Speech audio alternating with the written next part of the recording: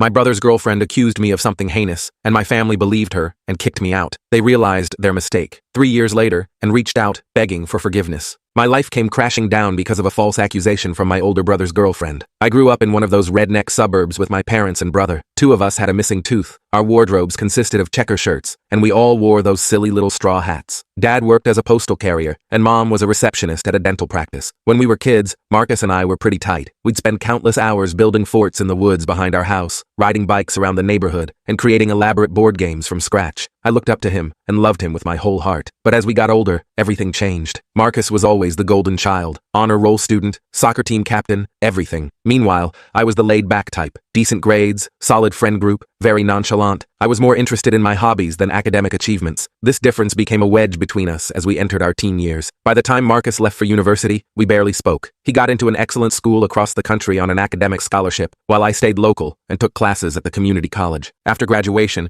Marcus moved to a major city and landed a job at a prestigious tech company. He'd come home for holidays and occasional weekends, always boasting about his exciting urban life and impressive career trajectory. I couldn't help feeling inadequate by comparison. I was still living with our parents, working part-time at a local electronics store, and trying to figure out my next move. Despite our differences, I thought Marcus and I were okay. I had no idea how quickly everything would fall apart. 3 years ago, Marcus got engaged to his girlfriend, Sarah, 33F. They'd been together for 2 years, and everyone was thrilled. Sarah was a pharmaceutical rep from a well-off family, and my parents absolutely adored her. She wore a beautiful platinum bracelet with her grandmother's diamonds that had been passed down through generations. Marcus was so proud when he gave it to her, and she couldn't stop showing it off. The engagement party was a huge event at my parents' house. It felt like half the town was there celebrating. I remember feeling somewhat out of place. I stuck close to my few high school buddies who still lived locally, feeling more comfortable with them than with Marcus's sophisticated crowd. About a month after the engagement, everything went to hell. It was a Thursday evening, and I had the day off work. I was in my room playing on my gaming console, enjoying having the house to myself. Marcus was visiting for a few days, taking some vacation time to start planning the wedding with Sarah and our mother. I heard Marcus and Sarah return from a lunch outing with Mom. They were chatting and laughing downstairs. I didn't think much of it. Suddenly, Sarah started screaming at the top of her lungs. I rushed downstairs to see what was happening, and suddenly Marcus was accusing me of stealing her bracelet. Apparently, she had taken it off while washing her hands and left it on the bathroom sink. When she went back to get it, it was gone. I was completely shocked and immediately denied taking it, but Marcus wouldn't listen. He kept shouting that I was the only other person in the house, so it had to be me. He said I was always jealous of his success and probably wanted to pawn the bracelet so I could finally move out and do something with my life. Our parents arrived home during this chaos, and Marcus told them his version of events. I don't even know why I was surprised when they believed him without question. My mother's face turned completely swollen from crying so hard. My father just looked at me with pure disappointment. They started searching my room, turning everything upside down, and that's when they found it. Not the bracelet, but the cash I'd been saving from my paychecks. It wasn't much, maybe $800, but still, Marcus jumped on it. He claimed I must have already sold the bracelet and that's where the money came from. I tried explaining that I'd been saving up for months because I was thinking about taking some certification courses at the tech school, but nobody was listening to me. The next few days were absolute hell. My parents and Marcus kept pressuring me to confess and return the bracelet. They threatened to call the police if I didn't come clean. I was terrified and completely alone. And after a week of constant accusations and threats, my parents made a decision that changed everything. And in that moment, I regretted everything I had ever done. They told me I had to leave. They said they couldn't trust me anymore and that I was bringing shame to the family. They gave me 48 hours to pack my things and get out. I was devastated. I had nowhere to go and no idea what to do. My childhood friend Jake, 32 million, who had recently moved back to town after finishing his degree in another state, offered to let me crash on his sofa for a while, but I knew it couldn't be a long-term solution. His apartment was tiny, and he was just getting established himself. I packed what I could into my backpack and a duffel bag, clothes, some personal items, my laptop, and a few mementos from happier times. As I was leaving, I caught Marcus watching me from the kitchen window. For a second, I thought I saw doubt in his eyes, but he quickly turned away. Walking out of that house, the only home I'd ever known, was the hardest thing I've ever done. I felt betrayed and abandoned by the people who were supposed to love me unconditionally. The worst part was that I was completely innocent. For the next couple of months, I bounced between Jake's couch and cheap motels when I could afford them. I took whatever work I could find to make ends meet, washing dishes, stocking shelves, landscaping gigs. It was rough, but I was determined to survive and prove my innocence somehow. Eventually, I landed a steady job at a distribution center on the edge of town. The work was physically demanding, and the hours were long, but the pay was consistent. It wasn't great money, but it allowed me to rent a small room in a shared house with some other guys from the warehouse. I slowly started rebuilding my life, but the pain of what happened never went away. I'd lie awake at night, replaying the events in my head, and wondering how things had gone so wrong. How could my family turn on me so quickly? How could Marcus, who grew up with me and knew me better than anyone, believe I would do something like that? I cut all contact with my family. They tried reaching out several times in the beginning. My mother would leave emotional voicemails begging me to come home and make things right. My father sent a few terse text messages saying we needed to talk. Sarah even showed up at the distribution center once, but I refused to see her. I couldn't bear to talk to any of them after what they'd done. They weren't my family anymore. For 3 years, this was my life. I made new friends at work and in my shared house. We'd hang out after shifts, grab beers, and watch sports. It wasn't the life I had imagined for myself, but it was mine, and I had built it from nothing. I worked hard and eventually got promoted to team lead at the distribution center. I started taking online courses in supply chain management. I was slowly figuring out what I wanted to do with my life, but there was always a part of me that was angry and hurt by what had happened. I missed my old life and family, but I couldn't forgive them for not believing in me. Every holiday season was difficult. Seeing families shopping together or hearing Christmas music would trigger a deep sadness for what I'd lost. Then last week, I received an unexpected text from my father. It simply said, "We need to talk. It's about the bracelet." At first, I was inclined to ignore it, just like all their previous attempts to contact me. But something made me pause. Maybe it was curiosity, or maybe a small part of me still wanted closure. After debating with myself for hours, I decided to hear them out. I called my father, and what he told me left me stunned. The bracelet had been found. Sarah had accidentally knocked it into the sink drain while washing her hands. They only discovered this a few days ago when the plumbing started backing up,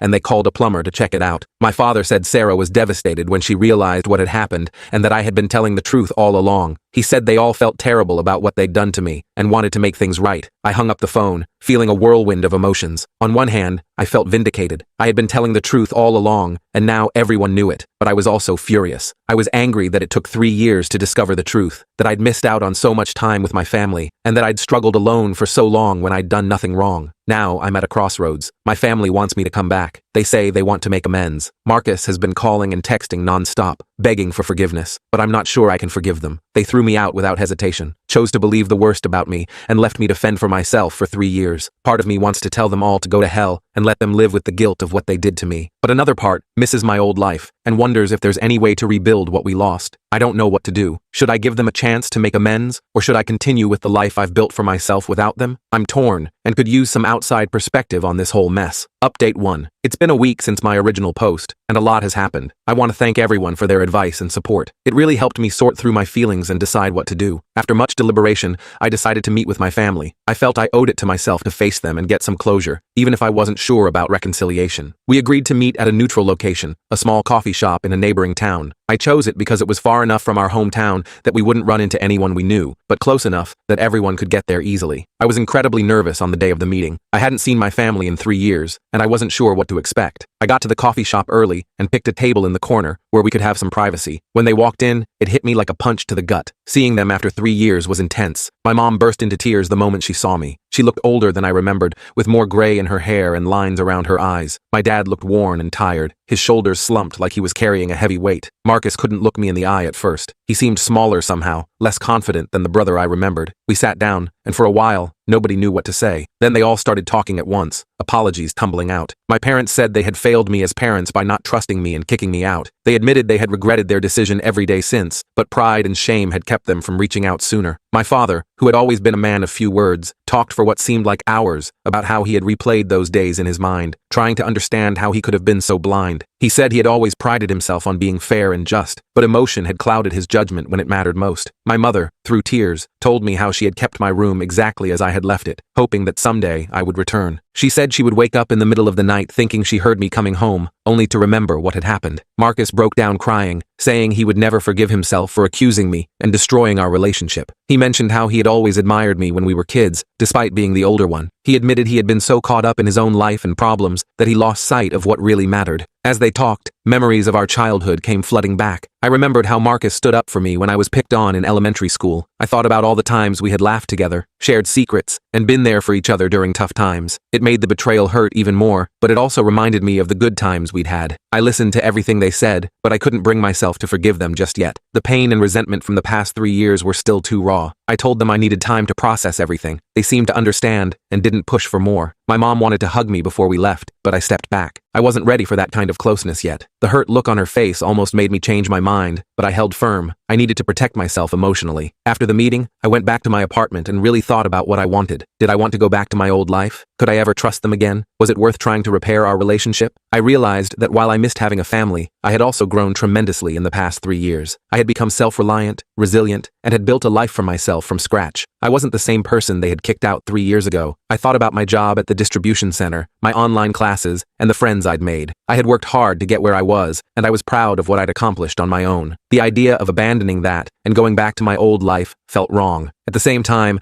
I couldn't deny that seeing my family had stirred up a lot of emotions. Despite everything, I still loved and missed them. I wondered if I could have a relationship with them while still maintaining my independence. After a few days of reflection, I came to a decision. I called my parents and told them that while I appreciated their apology, I wasn't ready to fully reconcile yet. I told them I needed more time and space to heal. I also set some boundaries. I said I was willing to stay in limited contact with them, but I wasn't moving back home or pretending nothing had happened. I told them that if we were going to have any relationship moving forward, it had to be on my terms. They were disappointed but said they understood. They promised to respect my boundaries and give me the time I needed. My mom asked if she could call me once a week to check in, and I agreed, thinking it would be a good way to slowly rebuild trust. As for Marcus, I've decided to keep my distance for now. His actions hurt me the most, and I wasn't ready to forgive him yet. I told him I needed more time before I could consider having a relationship with him again. He was upset, but said he understood and would wait until I was ready. It's been an emotional week, with many ups and downs. I've had moments where I've questioned my decision, wondering if I'm being too harsh or if I'm missing an opportunity to reconnect with my family. But then I remember how quickly they turned on me, and I know I'm doing the right thing by taking it slow. I've also started looking into therapy options. Many of you suggested it in the comments, and I think it would be helpful to have a professional to talk to as I navigate this complicated situation. I've never been to therapy before, so I'm a bit nervous, but I think it could be beneficial. For now, my main focus is on my job and my classes. I have a big project coming up at work, and I'm determined not to let all this family drama distract me from my goals. I'm also considering moving to a better apartment. I've been saving up, and I think I'm ready for a place of my own without roommates. Thank you again for all your support. It's comforting to know there are people out there who understand and care, even if we've never met. I'll update if anything significant changes. Update 2. It's been about a month since my last update, and I wanted to share some developments. I've been sticking to the boundaries I set with my family. We've had a few phone calls and text exchanges, but nothing too intense. It's been, okay, awkward at times, but not as painful as I expected. My parents have mostly respected my wishes. They check in occasionally, but don't push for more than I'm willing to give. I can tell they're trying hard to rebuild trust, but it's a slow process. My mom calls once a week, as we agreed. These calls were strained at first, with lots of awkward silences, but they're getting easier. We usually talk about neutral topics like her work at the dental office, the weather, and my online classes. It's not much, but it's a start. My dad has been sending me short text messages, usually just to check in or share something he thinks I might find interesting. Last week, he sent me an article about a new tech company opening in our hometown. It was a small gesture, but it reminded me of how he used to clip newspaper articles for me when I was younger. Marcus has struggled with the boundary I've put between us. He's sent several long, emotional texts apologizing and begging for a chance to make things right. I've responded briefly, just telling him I still need more time. It's difficult, but I'm holding firm on this. I know he's hurting, but I'm not ready to deal with his emotions on top of my own. The big news is that I've started therapy. I found a counselor who specializes in family trauma, and we've had a few sessions so far. It's been tough digging up all the pain from the past, but I think it's helping. My therapist is helping me work through my anger and trust issues and giving me strategies for setting healthy boundaries. In our last session, we discussed how the bracelet incident was about more than just the accusation, but also years of feeling like I didn't measure up to Marcus's achievements. It's made me realize there were problems in our family dynamic long before the bracelet incident, and healing will require addressing those too. One unexpected outcome of all this is that I've gotten closer to my friends, especially Jake. They've been incredibly supportive throughout this whole ordeal. Jake even offered to come with me to any future family meetings for moral support. It's taught me that family isn't just about blood, it's about who stands by you when things get tough. Work has been a welcome distraction. I've thrown myself into my job and even received a small promotion. I'm now overseeing inventory management for my shift, which means more responsibility and a slight pay increase. It's nice to have something positive to focus on. As for my living situation, I've decided to stay where I am for now. It's not much, but it's mine, and represents the independence I've worked so hard for. My parents offered to help me find a better place, but I declined. I need to do this on my own. However, I have started seriously considering options for furthering my education. There's a state university about an hour away that offers evening classes. I'm thinking about applying to their business program. It would be a big step, but I think I'm ready for it. Overall, I'm taking things one day at a time. Some days are harder than others. There are moments when I miss the easy relationship we used to have as a family, but then I remember how quickly they turned on me, and I realize I can't rush this process. My therapist says it's healthy to have mixed feelings about everything. She encourages me to be patient with myself and not feel pressured to forgive before I'm ready. We're working on strategies for handling upcoming family gatherings and holidays, which are making me more anxious than I'd like to admit. For now, my priorities are healing and building a life I can be proud of, with or without my family. It's not easy, but I'm hopeful about the future. I'm learning that it's okay to put myself first, and that setting boundaries doesn't make me a bad person. Thank you for your continued support. Your comments and messages have given me strength during this process. It's comforting to know I'm not alone in dealing with family issues like these. Update 3. It's been 6 months since my original post, so I thought it was time for a final update. A lot has changed in the past few months. The biggest news is that I've decided to relocate to a different state for a new job opportunity. It's a significant step up in my career, and I'm excited about the new challenges. The position is with a logistics company, and the work is similar to what I did at the distribution center, but on a much larger scale. It's a management role, which I've been working toward for a while. The salary is substantially better than what I was making before, and it comes with benefits like health insurance and a 401k plan. Before making this decision, I had a long talk with my therapist. We discussed how this move will affect my healing process and my relationship with my family. Ultimately, we agreed that this could be a positive thing for me, an opportunity to truly stand on my own 2 feet and define myself outside of the family drama. I told my parents about the move last week. They were surprised and disappointed, but expressed their support. My mom cried a bit, saying she had hoped we'd have more time to repair our relationship before I left. My dad was more stoic, but I could tell he was sad too. They were both worried about me being alone in a new place, but I assured them I would be fine. Marcus took it the hardest. After I told him, he showed up unannounced at my apartment, pleading with me not to go. He admitted that he felt like he was losing me all over again. It was a difficult conversation, but I stood my ground. I told him this was something I needed to do for myself, and that our relationship wasn't in a place where his opinion could influence my decision. Our relationship is better, but not perfect. We've had a few family dinners over the past few months. They've been awkward and tense at times, but we're slowly learning how to be around each other again. Trust is still a major issue. I sometimes question their motives, wondering if they truly mean what they say, or if they're just trying to ease their guilt. My therapist has been crucial throughout this process. She's helped me navigate my feelings and set boundaries. She's emphasized that forgiveness doesn't mean forgetting or pretending the hurt never happened. It's about releasing my anger so I can find peace. I've taken that to heart. While I don't think I'll ever forget what happened, I'm trying to forgive my family, not for their sake, but for mine. It was exhausting carrying around all that anger and bitterness, and I'm ready to let it go. As I prepare for this move, I've been reflecting on everything that's happened. 3 years ago, I thought my life was over. I had lost everything and everyone I cared about. But now I see how much I've gained from that experience. I'm stronger, more independent, and have a better understanding of my own worth than I ever had before. I don't know what the future holds for me and my family. We plan to stay in touch after I move, with weekly phone calls and visits during holidays. It's a start. Maybe with time and distance, we can build something new. For now, my focus is on the future. I'm excited about my new job, the new city, and the possibilities that await me. I've started looking at apartments online and researching the area where I'll be living. It's a mix of nervousness and excitement, but mostly I'm looking forward to this next chapter in my life. Whatever happens with my family, I know I'll be okay. I've proven to myself that I can handle whatever life throws at me, and I've learned the importance of surrounding myself with people who believe in and support me, whether they're related to me or not.